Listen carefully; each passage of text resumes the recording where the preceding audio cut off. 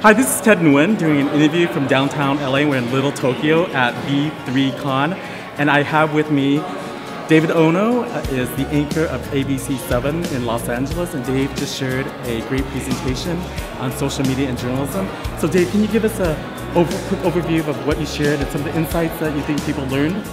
Well, I think, first of all, V3 is a great opportunity. It kind of fits a void, it fills a void for young wannabe journalists and young journalists and people out there to empower them to use social media and their blogging and they could all be a journalist.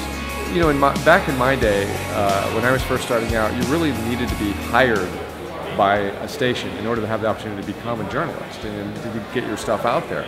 But now with modern technology, with social media, with blogging and the internet, you could be your own journalist right now, you know, and you could develop a following, you could start learning how to tell stories and be objective and create, you know, and be enticing, you know. And I think V3 allows you to have that opportunity. So in our seminar, we just talked a little bit more about the importance of social media and how everybody can be empowered with modern technology and be their own journalists, and how it's a growing entity within journalism. It's a force to be reckoned with.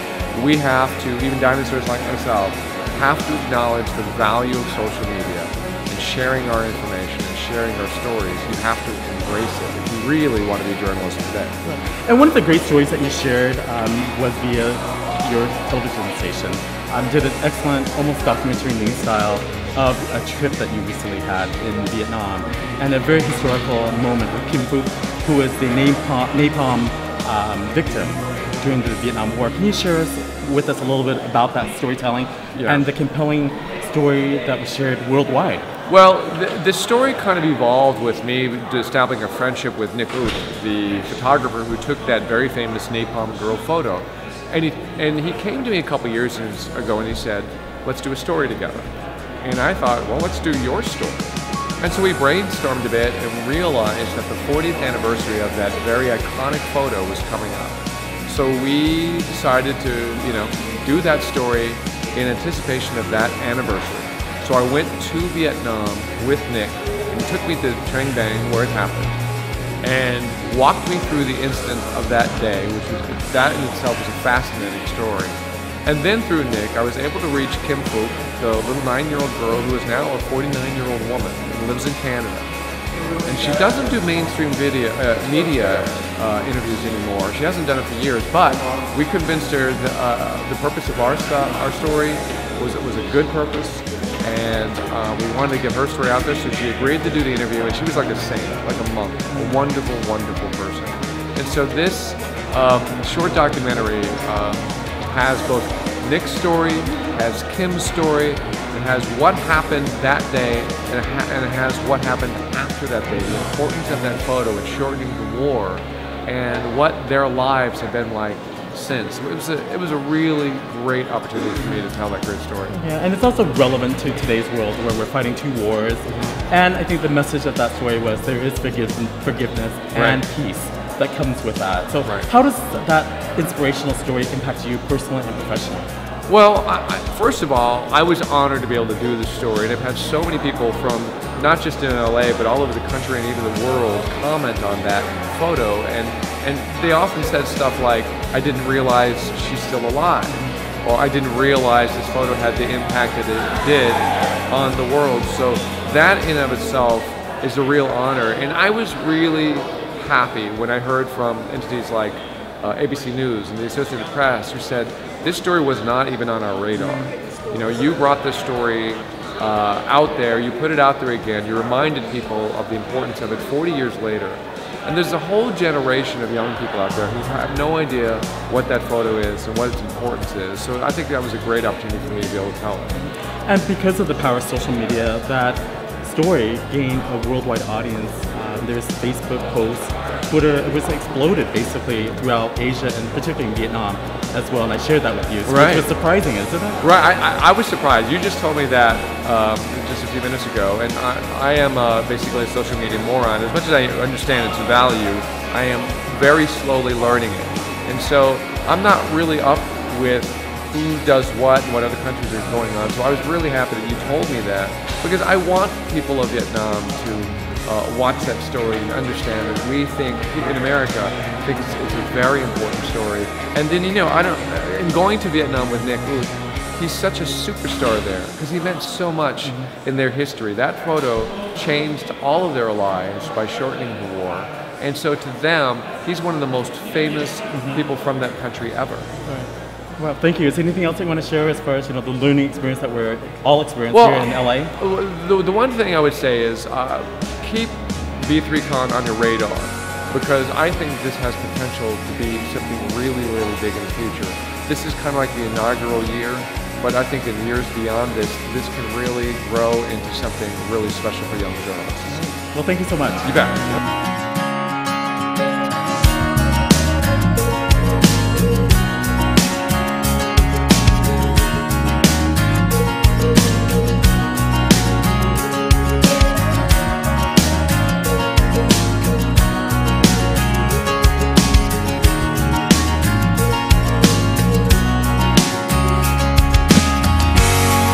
Tell me, Richard, what brings you to Los Angeles from New York City, and what are we experiencing today? You know, Ted, the entire issue of digital media, social media is integral to the strategy and approach so far that MSNBC has taken, and you can see it in recent years.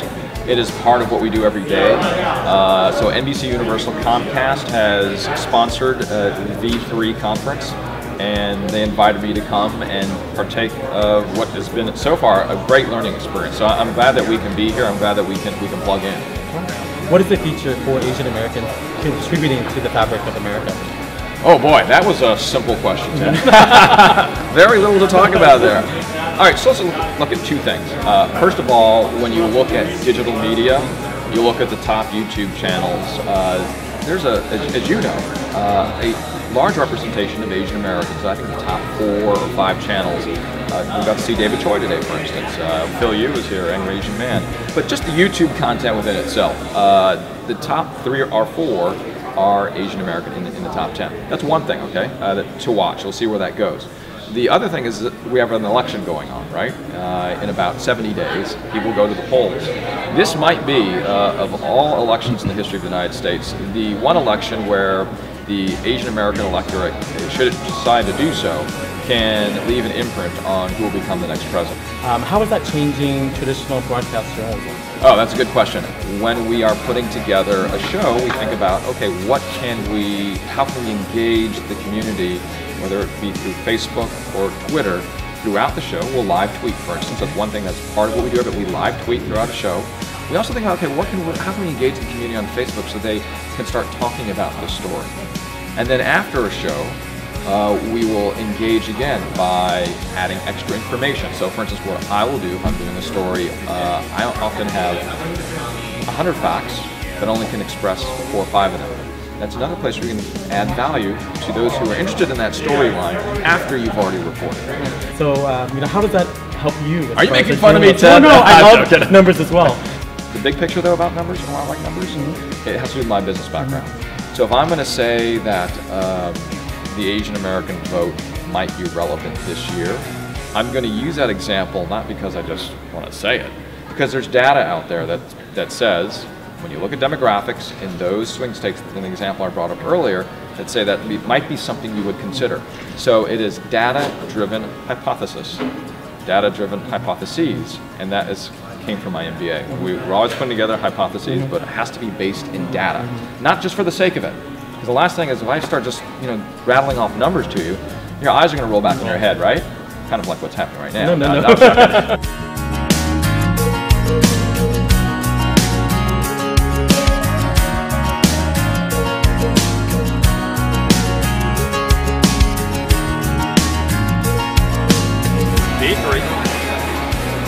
V3 or V3. So you got to vote. Option 1, option 2. Keep it up there, bud. Or option 3. Which one would you vote for?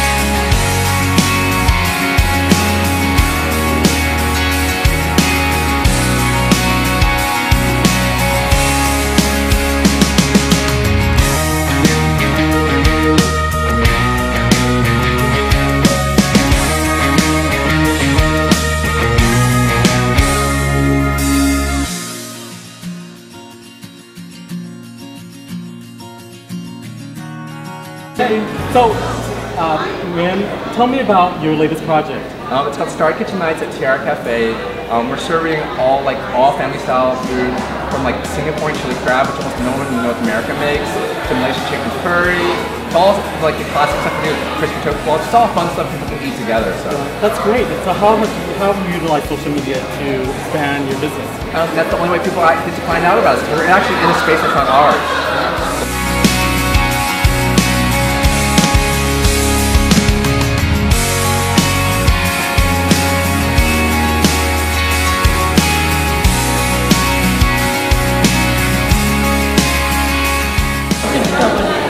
What were some of the things that that really was your takeaway from your session that you conducted on blogging and social media? I think that you have to go into it with the idea it really is for you. It's your passion project. You can't go into it with the idea that it's going to turn into a start to a restaurant or a book. You really just have to have it. And if something comes out of it, it's an awesome.